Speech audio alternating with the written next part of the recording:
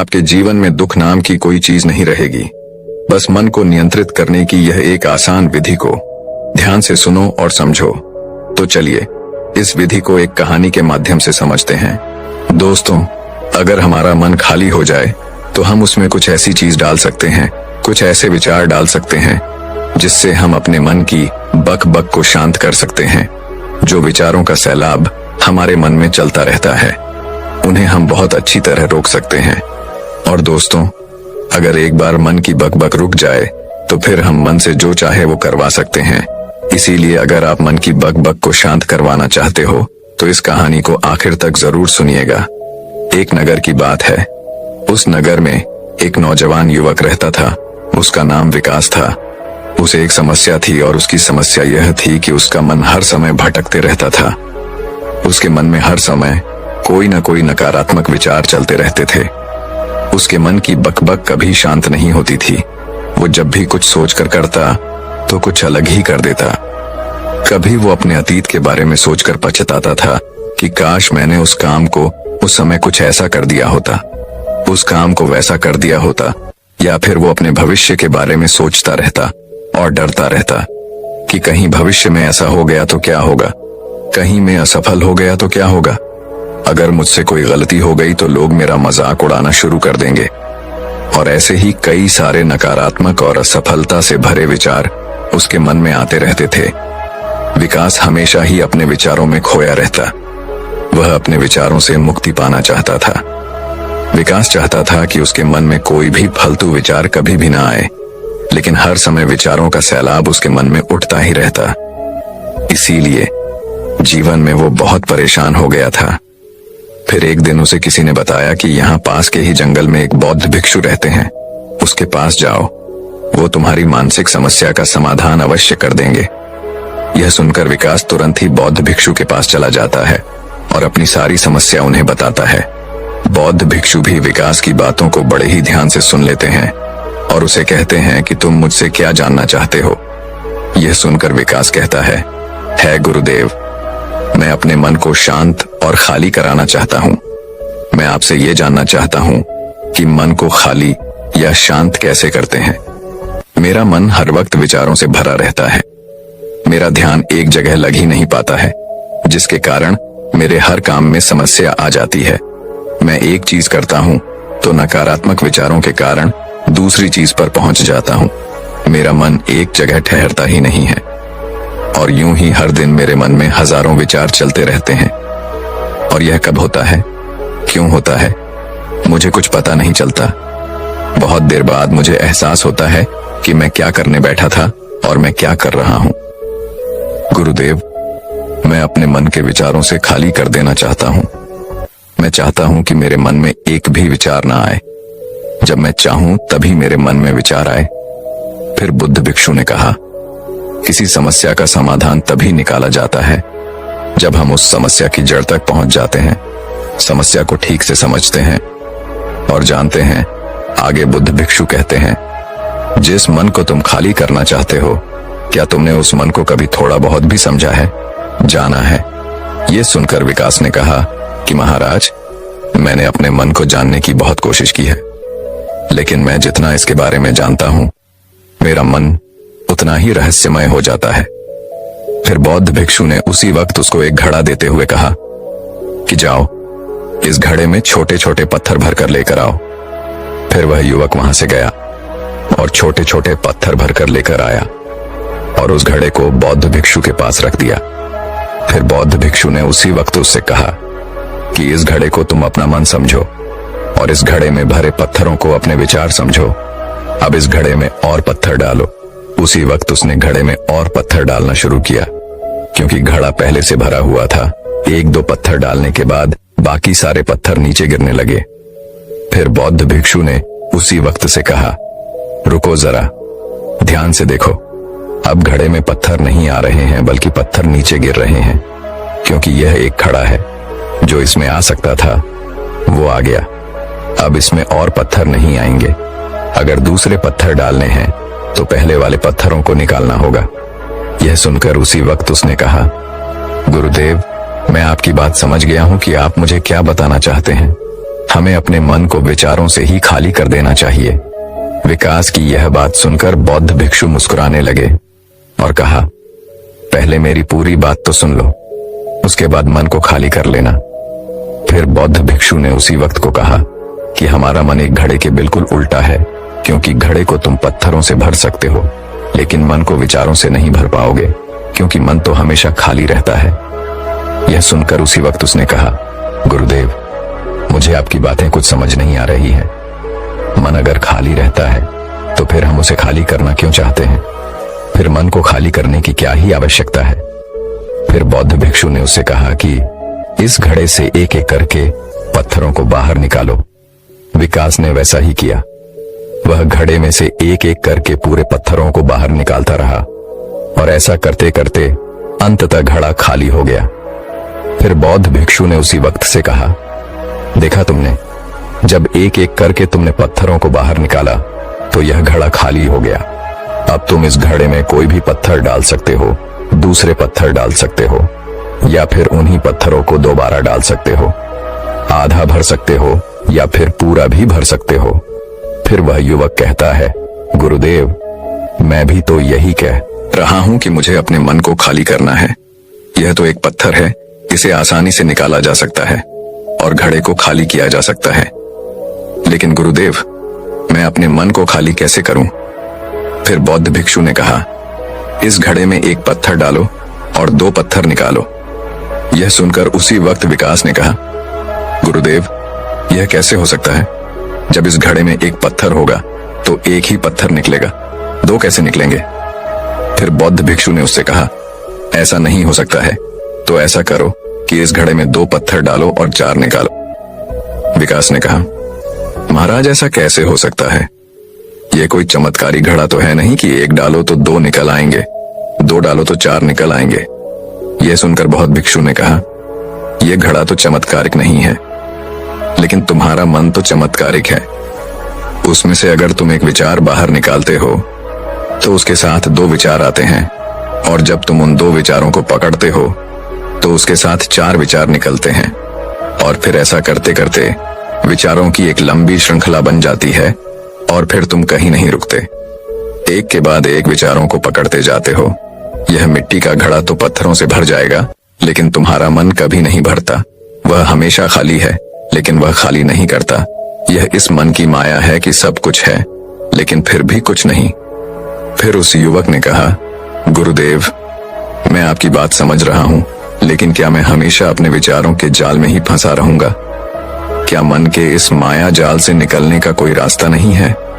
फिर बौद्ध भिक्षु ने कहा, इस मिट्टी के घड़े में आधे पत्थर भर दो। फिर उसी वक्त विकास ने ऐसा ही किया। फिर बौद्ध भिक्षु ने कहा, अब इन पत्थरों में से कोई एक पत्थर चुनो और उस पत्थर की एक छोटी सी मूर्ति बनाकर मुझे दे दो। मैं जानता हूं कि तुम एक अच्छे कलाकार हो। विकास ने एक पत्थर निकाला और उस पत्थर को बौद्ध भिक्षु के सामने ही तराशने लगा। पत्थर को तराशते वक्त उसे लगा कि यह पत्थर अच्छा नहीं है। फिर उसने दूसरा पत्थर घड़े से निकाला, लेकिन उसे वो पत्थर भी पसंद नहीं आया। फिर उसने तीसरा पत्थर निकाला, लेकिन वो तीसरा पत्थर भी उसे पसंद नहीं आया। उसका रंग अच्छा नहीं था। ऐसा करते करते उसी वक्त उसने सारे ही पत्थरों को बाहर निकाल दिया। उसी वक्त उसको ऐसा करते हुए बौद्ध भिक्षु बड़े ही ध्यान से देख रहे थे। फिर बौद्ध भिक्षु ने उससे कहा कि जो तुमने सबसे पहले पत्थर निकाला था, उस पत्थर को यह समझकर तलाश दो कि इसके बाद तुम्हारे पास कोई और पत्थर नहीं है और यह एक ही पत्थर तुम्हारे पास है। फिर उसी वक्त से, जैसा गुरुदेव ने कहा, उसी एक पत्थर को लेकर तलाशना शुरू किया और उसने उस पत्थर से एक बहुत ही सुंदर मूर्ति बनाई और बौद्ध भिक्षु को भेंट की और बौद्ध भिक्षु से कहा, गुरुदेव, इस पत्थर से इतनी सुंदर मूर्ति बन सकती थी, मैं ये सोच भी नहीं सकता था। उस युवक की बात सुनकर बौद्ध भिक्षु ने कहा कि जब तुम्हारे पास और कोई दूसरा विकल्प नहीं होता है, तब हम उस विकल्प में ही संपूर्ण ऊर्जा लगाते हैं और उसी को सबसे बेहतर बनाते हैं। और जब हमारे पास कई सारे विकल्प होते हैं तो हम पत्थर चुनते भी नहीं और मूर्ति बनती भी नहीं। हमारा मन भी एक विचार के पीछे हजारों विकल्प खोल के रख देता है और एक मुख्य विचार को छोड़कर उन हजारों फालतू के विचारों में उलझकर हम रह जाते हैं। फिर उसी वक्त उसने कहा, गुरुदेव, मैं आपकी बातों को बहुत अच्छे से समझ गया हूं, लेकिन अब मुझे क्या करना चाहिए? कृपया आप मेरा मार्गदर्शन करें। बौद्ध भिक्षु ने उसी वक्त उससे कहा कि मन को खाली करना, साफ करना 1-2 दिन का काम नहीं है, यह बहुत लंबी प्रक्रिया है। तो क्या तुम इसके लिए तैयार हो? वह युवक कहता है, जी गुरुदेव, तैयार हो, चाहे कितनी भी लंबी प्रक्रिया क्यों ना हो। फिर बौद्ध भिक्षु ने उसी वक्त से कहा कि मन को खाली और नकारात्मक विचारों से दूर रखने के 6 तरीके हैं।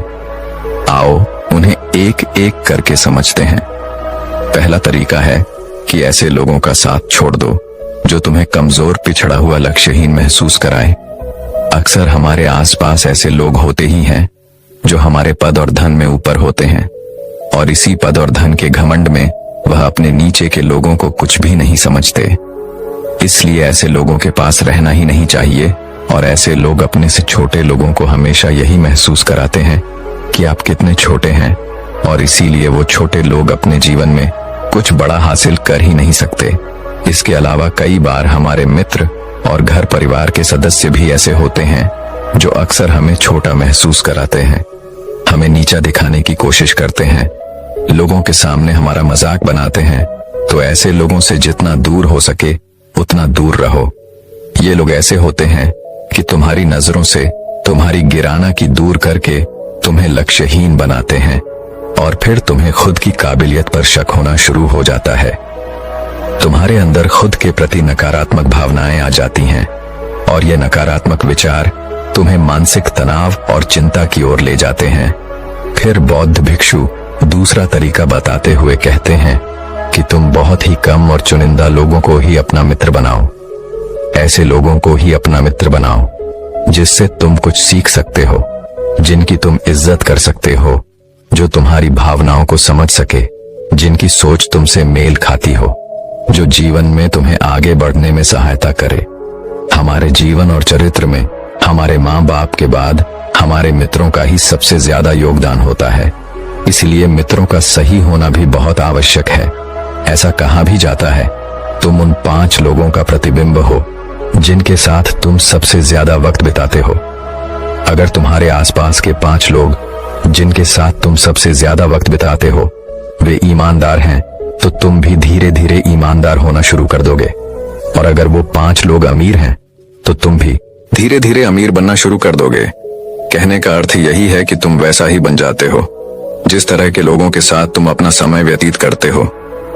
किसी महान दार्शनिक ने कहा था कि तुम मुझे किसी भी इंसान के मित्रों से मिलवा दो, मैं उसके मित्रों को देखकर उस इंसान का भविष्य बता दूंगा। हमारी सबसे बड़ी समस्या यह है कि हम लोगों को ना नहीं बोल पाते हैं। जिन लोगों के साथ हम रहना पसंद भी नहीं करते हैं, ना चाहते हुए भी हमें उन नकारात्मक लोगों के साथ वक्त बिताना पड़ता है। इसीलिए सबसे पहले हमें अपनी जिंदगी में उन लोगों को ना कहना आना पड़ेगा जिनके साथ रहकर हमें लगता है कि यह हमारी जिंदगी खराब कर रहे हैं। अगर यह हमारी जिंदगी में ना हो तो शायद हम ज्यादा खुश रहेंगे। बौद्ध भिक्षु आगे कहते हैं, तीसरा तरीका है कि तुम कभी भी अपना अतीत नहीं बदल सकते, लेकिन तुम अपना भविष्य अवश्य बदल सकते हो। इसीलिए तुम्हें पूरी तरह से वर्तमान में रहते हुए उन चीजों पर, उन कामों पर ध्यान दो जो तुम्हारे नियंत्रण में हैं, जिन्हें तुम आज कर सकते हो, अभी कर सकते हो। बौद्ध भिक्षु कहते हैं, मेरी एक बात हमेशा याद रखना, केवल वर्तमान में रहकर भविष्य को संवारा जा सकता है, अतीत में रहकर नहीं। इसीलिए वर्तमान में जीने की आदत डालो। चौथा तरीका है कि तुम स्वस्थ और पौष्टिक खाना खाओ। हमारा शरीर ऊर्जा से चलता है, और हम जैसा खाना खाएंगे वैसे ही ऊर्जा हमारे शरीर को मिलेगी। अगर हमारा शरीर स्वस्थ नहीं रहेगा तो हमारा मन स्वस्थ कैसे रहेगा? जब शरीर कमजोर और बीमार रहता है तो मन में कई सारे नकारात्मक विचार आते हैं, और स्वस्थ शरीर में स्वस्थ दिमाग का वास होता है। इसीलिए शरीर को स्वस्थ और मजबूत रखना हमारी जिम्मेदारी है। बौद्ध भिक्षु कहते हैं कि 5वां तरीका यह है कि रोज ध्यान करो। ध्यान करने का सबसे उपयुक्त समय सुबह या फिर रात को सोने से पहले होता है, लेकिन अगर तुम्हें ध्यान में गहरा जाना है तो सबसे उपयुक्त समय रात का ही होता है। रात में सोने से पहले ध्यान करने से नींद में भी सुधार होता है और बहुत गहरी नींद आती है। ध्यान करने के लिए तुम अपनी सांसों पर अपने मन को केंद्रित कर सकते हो, या फिर तुम अपने मन में उठने वाले विचारों पर भी अपना ध्यान केंद्रित कर सकते हो। मन में उठने वाले विचारों पर ध्यान केंद्रित करने से ध्यान करने वालों का ज्यादा फायदा होता है, क्योंकि इसमें आसानी से गहरे ध्यान में उतरा जा सकता है। अगर तुम ध्यान नहीं कर सकते हो तो रोज खुद के साथ अकेले में वक्त बिताओ, खुद के व्यवहार को समझो, देखने की कोशिश करो कि मन में किस तरह के विचार उठ रहे हैं और क्यों उठ रहे हैं। बौद्ध भिक्षु आगे बताते हुए कहते हैं, छठा तरीका है कि तुम नए नए जगह घूमने जा सकते हो, क्योंकि एक पुरानी कहावत है कि एक लंबी यात्रा आपको 100 किताबों के बराबर ज्ञान देती है। गौतम बुद्ध अपने जीवन काल में 9 महीने लगातार घूम रहे थे। उनके भ्रमण करने का यही कारण था कि नए नए जगह जाने से ज्ञान की प्राप्ति के साथ साथ मन को एक नयापन भी प्राप्त होता है। नई जगह घूमने जाने पर हमारा मन उत्साहित रहता है।